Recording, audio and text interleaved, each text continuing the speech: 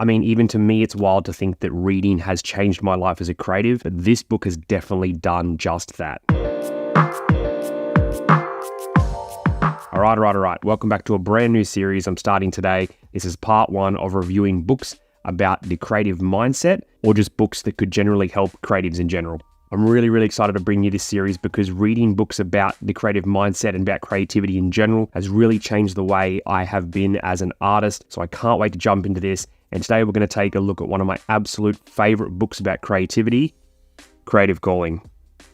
Written by Chase Jarvis, this book is outstanding. You may or may not have heard it before, but I'll be very honest with you, I've read this book about 3 times since I purchased it about a year ago, and it is something that I turn to regularly. So let's jump in, have a talk about what this book is and why it's helped me so much as a creative and why I think it might help you as well. First of all, let's have a bit of a chat about the author, Chase Jarvis. Chase is an award-winning artist and entrepreneur, and he is considered to be one of the most influential artists of the last decade, creating campaigns for companies such as Apple, Nike, Red Bull, and many more. Needless to say, Chase knows exactly what goes into being a creative, and he really does focus on the creative mindset in this book, which is why I find it so valuable. This book promises to establish a daily practice, infuse your world with meaning, and succeed in work and life. Essentially, this book is broken up into 4 different segments or stanzas, those being imagine, design, execute, and amplify. Now, each of these does get broken up into smaller sections as well. I won't go into this too much because I don't want to ruin the surprise. I do want you to read this book if you do get a chance, but just understand that this just isn't some quotes thrown together. This has definitely come from a point of view of someone who's been a creative for a very long time, and it is just challenging you on the way to think when it does come to you and what you want to create. 293 pages long, that includes the acknowledgements. This book is not a massive read, but it has been something I've turned to time and time again for very simple reasons. There is a lot that you can keep coming back to about this. This isn't necessarily specific steps on what to do. This is ways to challenge you and your mind. I'm going to read you some of my favorite quotes out of the book, and this may hopefully shed a little bit of light on why I do find this book so amazing as a creative person. To take creative risks not only once, but again and again requires getting out of your head and tuning into your heart and gut. Being an artist means standing out, revealing yourself, becoming vulnerable to others.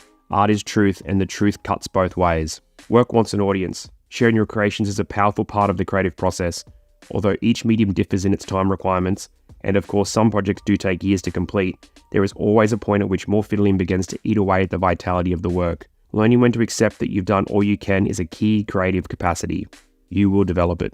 It's stuff like this and so much more that makes this an absolutely fantastic read, and something that you may find yourself turning to again and again like I have. I think the best way to describe this is it really gives you the keys to then go and look at the way you are as a creative or want to be as a creative, and then put those steps in place to help you succeed. If you're looking for a step-by-step guide how to become a successful creative, this is probably not the book for you. This is definitely more about mindset, but it is very high to the top of the list of reads that if you are a creative and you want to grow, you must have a look at this book. But let's jump in and actually score this book out of 10. Each book I do review in this series, I'm going to be giving it a score out of 10. And as you watch through the series and as I bring out more and more videos, you're going to be able to see where all these books sit in order of most important to least important. Again, being that these are just my opinions as well. Overall, this book is a great read. It's very easily digestible. It does challenge your mindset, and it definitely is a book that is tailored towards creatives, which is absolutely fantastic. Overall, when I review books, I do look at things like the way it was written, the language used, how easily digestible it was,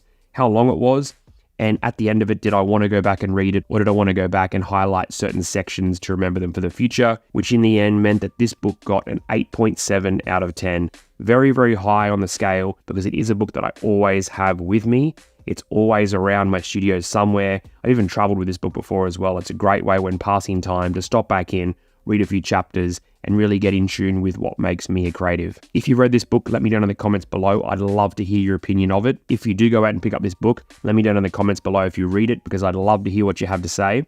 And please suggest more books based around the creative lifestyle or mindset, because if I don't have them, I'd love to pick them up and possibly review them on this new series. If you've liked today's video, go ahead and smash that subscribe button down below. It doesn't cost you anything at all, but it does mean a lot to me and helps me continue to bring these videos each and every week. Thanks so much for watching. I'll be back with the next book soon. So until the next video, I'll catch you then.